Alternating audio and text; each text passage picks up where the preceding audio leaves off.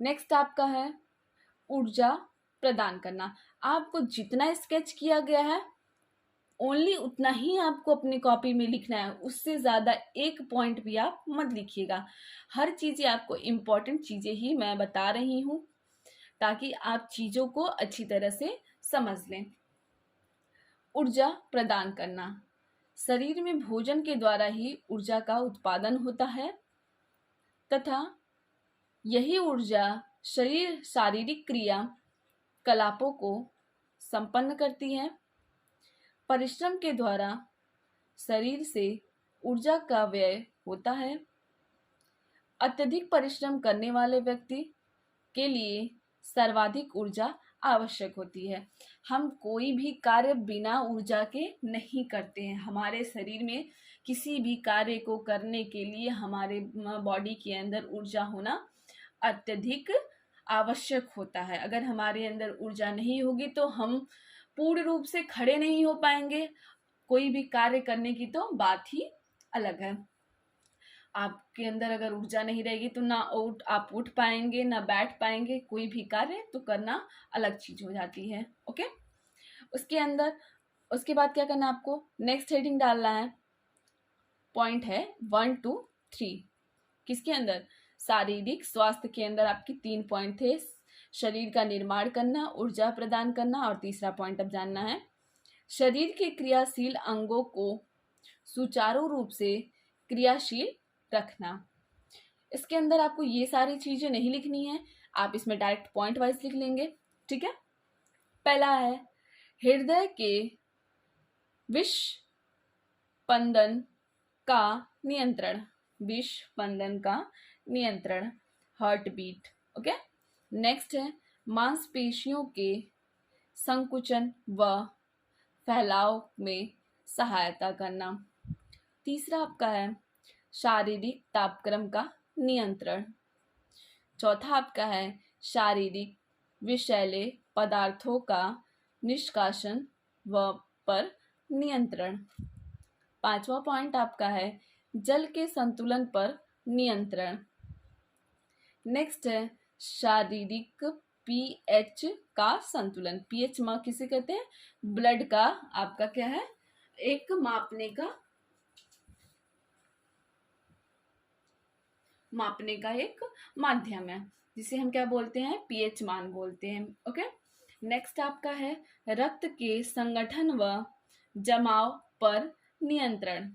रक्त के संगठन व जमाव पे नियंत्रण, इसमें आपको सिर्फ इतना ही लिखना है। सारे पॉइंट के आगे मैंने ट्रिक लगा दिया है, सारे पॉइंट को आप अच्छी तरह से लिख लीजिएगा। नेक्स्ट आपका है मानसिक स्वास्थ्य। मानसिक स्वास्थ्य व्यक्ति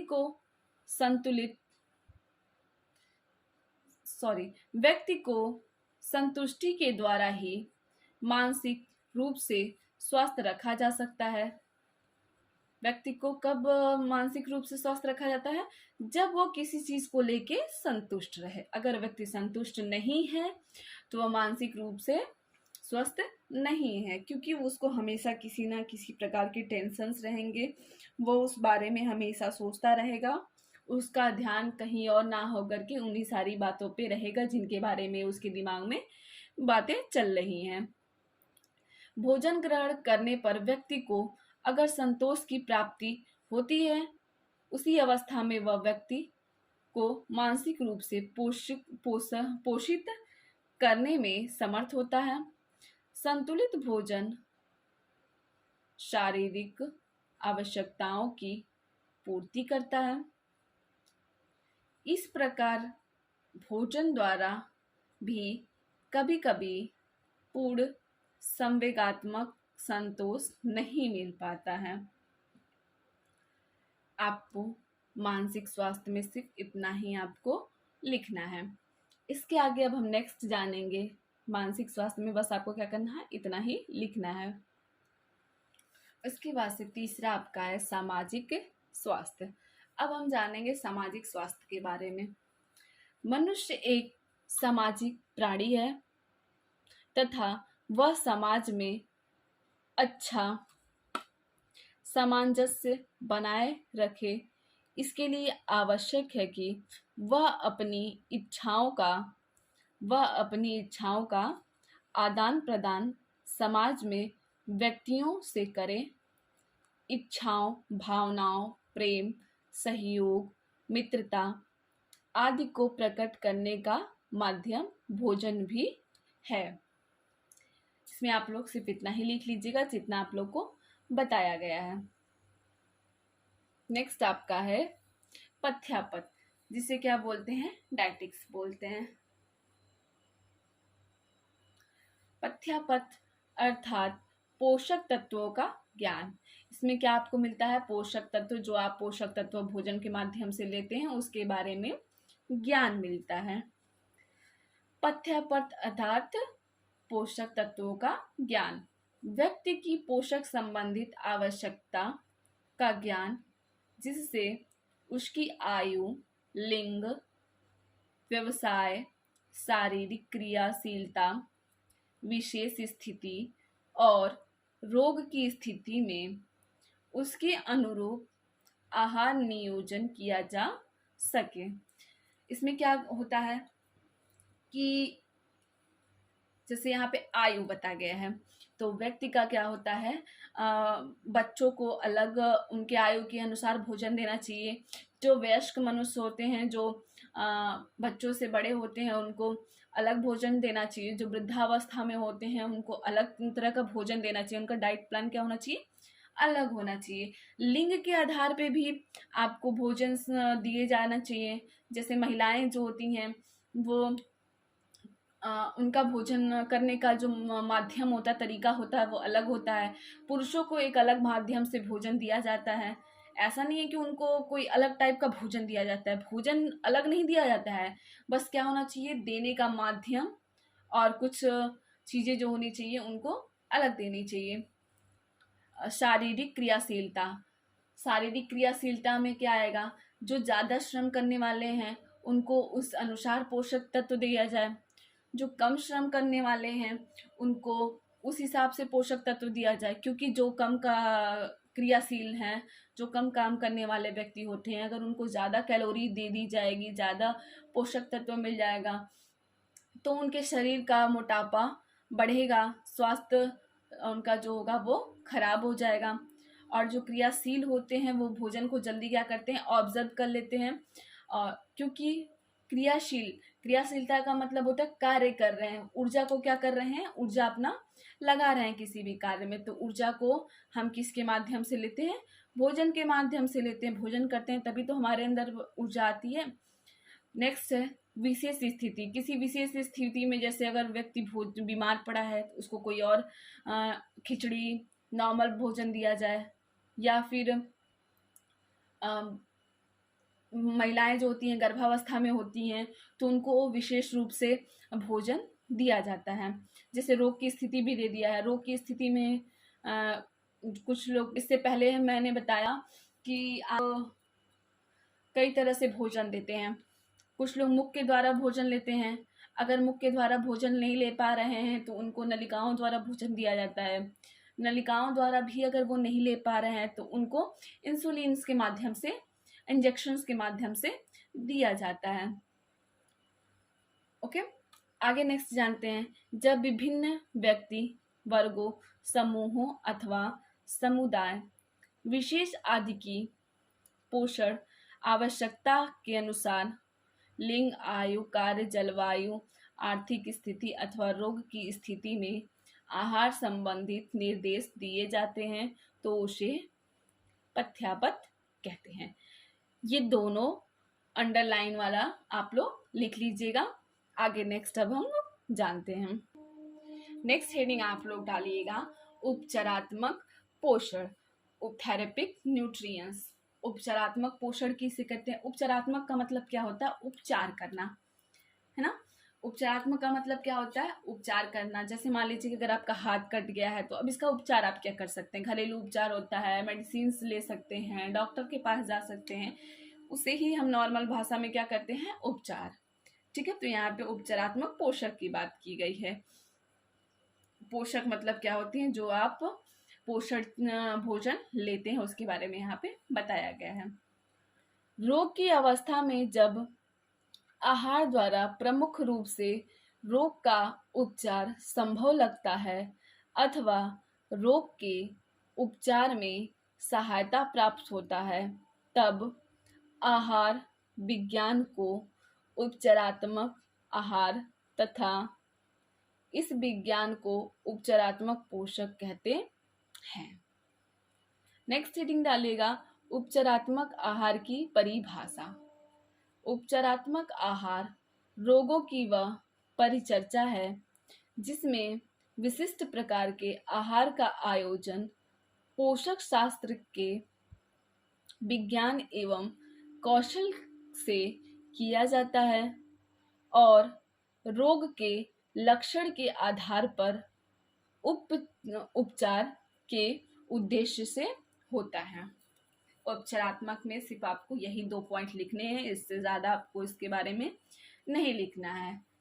ठीक है, आपको बस उस उपचारात्मक जानना है, उपचारात्मक चीज़ें होती क्या है। उपचार का मतलब मैंने बता दिया, किसी भी चीज़ का आपको उसका सही दवा लेना, उसका इलाज करना ही क्या है, उपचारात्मक है। तो यहाँ पोषक को लेकर के आपको बात किया गया है।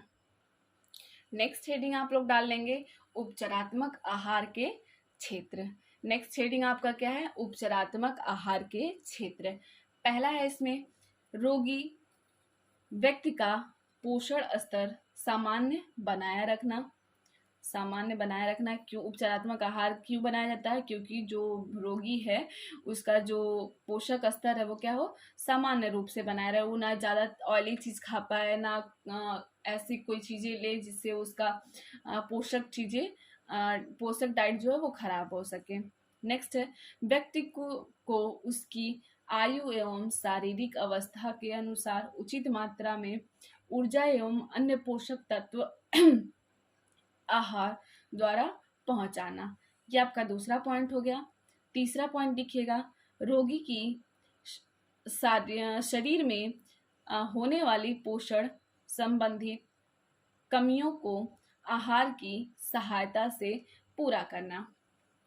नेक्स्ट आपका है रोगी की शारीरिक भार सामान्य बनाए रखना एवं रोग की अवस्थाओं के अनुसार उनके भार में कमी या वृद्धि करना।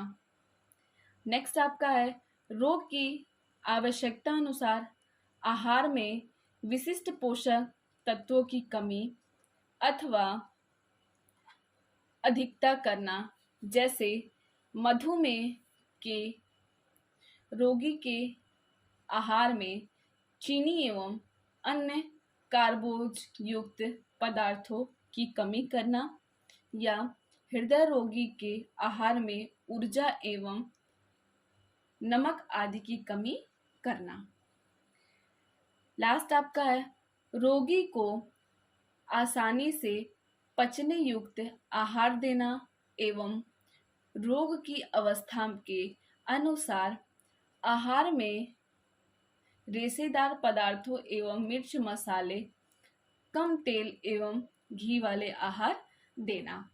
आप लोग 6 पॉइंट इधर लिख लीजिए, 1-2 पॉइंट आपको नेक्स्ट पेज पे मिलेगा, उसको बताया जाएगा। तो उपचारात्मक आहार हेडिंग डाल के आप लोग 6 पॉइंट इसका लिख लीजिएगा। उसके बाद से आपका नेक्स्ट जो है आहार की सहायता से रोगी के जीवन स्तर को सामान्य बनाने में सहायता करना। उसके बाद से नेक्स्ट है रोग के अनुसार रोगी के विशिष्ट अंग को आराम देना। नेक्स्ट आपका है रोग में होने वाले चयापचय संबंधित परिवर्तनों के अनुसार आहार आयोजन करना। अब जो आपका इस चैप्टर का लास्ट टॉपिक है, इस चैप्टर का आपका जो लास्ट टॉपिक है उपचारात्मक आहार के सिद्धांत, ये क्या आपके हैं लास्ट टॉपिक है। इसके बारे में जान लेते हैं। इसमें मुश्किल से हम 6 या 4 पॉइंट जो भी आपको लिखना होगा आप लिख लीजिएगा। मैंने 6 पॉइंट बताया है, आप अपने अनुसार आप लिख लीजिएगा। अगर आपको 2 पॉइंट में समझ में आता है तो आप अपनी कॉपी में 2 ही पॉइंट लिखिएगा। जानते हैं पहला पॉइंट क्या है, उपचारात्मक आहार का आयोजन करने से पूर्व रोगी की आर्थिक स्थिति को की जानकारी प्राप्त कर लेनी चाहिए, क्योंकि कुछ महंगे खाद्य पदार्थ कम अवधि के रोगों में बताए जा सकते हैं, लेकिन लंबी अवधि के रोगों में जिन खाद्य पदार्थों को लेने में सलाह दी जाए वे रोगी की क्षमता के अनुसार होने चाहिए। नेक्स्ट पॉइंट है आपका, रोगी शुद्ध शाकाहारी या मांसाहारी है, अंडे लेता है या नहीं, इन बातों का भी जानकारी आहार आयोजन की होनी चाहिए। नेक्स्ट आपका है, रोगी के आहार संबंधित इतिहास के विषय में जानना भी आवश्यक होता है कि वह किन खाद्य पदार्थों को सहन कर सकता है और किन्हें नहीं। जैसे कुछ लोगों को दूध पीने से डायरिया हो जाता है, तो कुछ को कब्ज की स्थिति उत्पन्न हो जाती है। अतः आहार में ऐसे खाने की चीजों का नियंत्रण आवश्यक होना चाहिए। उसके बाद से नेक्स्ट चौथा पॉइंट आपका है, जिन खाने की चीजों से रोगी व्यक्ति को एलर्जी हो उन्हें आहार से पूरी तरह हटा देना चाहिए। पांचवा पॉइंट आपका है, आहार आयोजन को रोगी की व्यवसाय क्या है तथा उसके अनुसार उसके खाने के समय के विषय में भी जान लेना चाहिए। लास्ट आपका छठवां पॉइंट है, रोगी के आहार में उसके स्वास्थ्य की दशा के अनुसार पोषक तत्वों की मांग की जानकारी भी आहार आयोजन को होनी चाहिए। यहाँ आपका पहला चैप्टर आपका आज खत्म हो गया है। आपके पहले चैप्टर को मैंने सिर्फ एक वीडियो में कवर किया है ताकि आपको इधर उधर भटकना ना पड़े। आपके एक एक चैप्टर एक एक वीडियो में आपको मिल जाएंगे ताकि आपको पढ़ने में आसानी होगी। तो नोट्स आप लोग ज़रूर बनाइएगा, अगर नोट्स नहीं बनाएंगे तो दिक्कतें आपको होंगी, इसलिए आप लोग नोट्स बनाइएगा और वीडियो को लाइक कर दीजिएगा ताकि ये वीडियो आपके पास सेव रहे। कभी भी आपको ज़रूरत पड़े तो आप इस वीडियो को देख लें। तो आप लोग का यहाँ पे पहला चैप्टर क्या हो गया, समाप्त हो गया, जो हमारा क्या था, स्वास्थ्य से संबंधित था। सेकेंड पेपर का आपका पहला चैप्टर जो है वो आज कंप्लीट हो गया। कल हम पढ़ेंगे नेक्स्ट चैप्टर के बारे में।